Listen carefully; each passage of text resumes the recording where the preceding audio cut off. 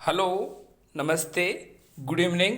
हमारे special session विशेष चर्चा में आज हम डिस्कस करेंगे भारतीय संविधान का अनुच्छेद 54 यानी आर्टिकल 54 के बारे में।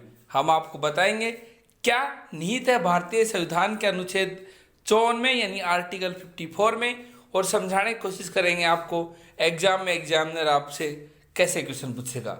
हम आपको बता दें हमारी ये सेशन आपको मदद करेगा आगामी HCS 2021 के एग्ज़ाम में, जिसका एग्ज़ाम 10 जुलाई 2022 को होगा, जिसका एग्ज़ाम इससे पहले 12/9/2021 को हुआ था, जो कि करप्शन के भेंट चढ़ गया और उसे कैंसिल करना पड़ा हरियाणा सरकार को। अब नई एग्ज़ाम डेट है 10 जुलाई 2022। चलो स्टार्ट करते हैं आज का सेशन। बात करें भारतीय संविधान के अनुच्छेद 54 के बारे में, जिसमें बताया गया है राष्ट्रपति के निर्वाचक मंडल के बारे में।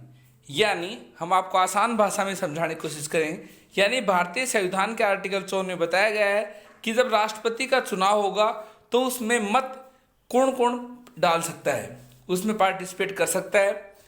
लोकसभा के निर्वाचित सदस्य, यानी लोकसभा के निर्वाचित सदस्य, मनोनीत सदस्य नहीं, सिर्फ निर्वाचित सदस्य। राज्यसभा के निर्वाचित सदस्य, राज्य विधानसभा के निर्वाचित सदस्य।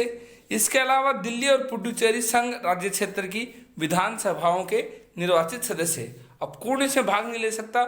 इसमें भाग नहीं ले सकता लोकसभा में मनोनीत सदस्य, राज्यसभा में मनोनीत सदस्य, राज्य विधानसभाओं में मनोनीत सदस्य। इसके अलावा वो राज्य जिनमें विधान परिषद है, भारत में अब सिर्फ 6 राज्यों में विधान परिषद है, तो वो राज्य भी हम आपको बता दें। वो राज्य हैं बिहार, उत्तर प्रदेश, आंध्र प्रदेश, तेलंगाना, महाराष्ट्र, कर्नाटक। यानी वो 6 राज्य हैं जिनमें विधान परिषद है। विधान परिषद, राज्यसभा, विधान परिषद राष्ट्रपति के चुनाव में भाग नहीं लेगी। राज्यसभा, लोकसभा, विधानसभा के मनोनीत सदस्य राष्ट्रपति के चुनाव में भाग नहीं लेंगे। इसके अलावा जो भाग लेंगे वो हैं लोकसभा के निर्वाचित सदस्य, राज्यसभा के निर्वाचित सदस्य, राज्य विधानसभा के निर्वाचित सदस्य, दिल्ली और पुडुचेरी संघ राज्य क्षेत्र की विधानसभा के निर्वाचित सदस्य।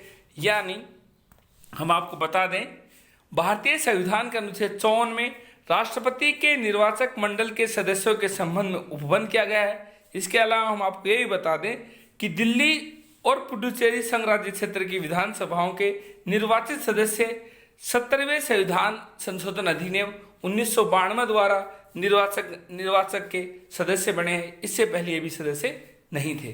अब बात करें एग्जामिनर की। एग्जामिनर आपसे एग्जाम में कैसे क्वेश्चन पूछेगा? एग्जामिनर आपसे पूछ सकता है भारतीय संविधान के किस अनुच्छेद में राष्ट्रपति के निर्वाचक मंडल के बारे में बताया गया है? आपका आंसर होगा आर्टिकल 54।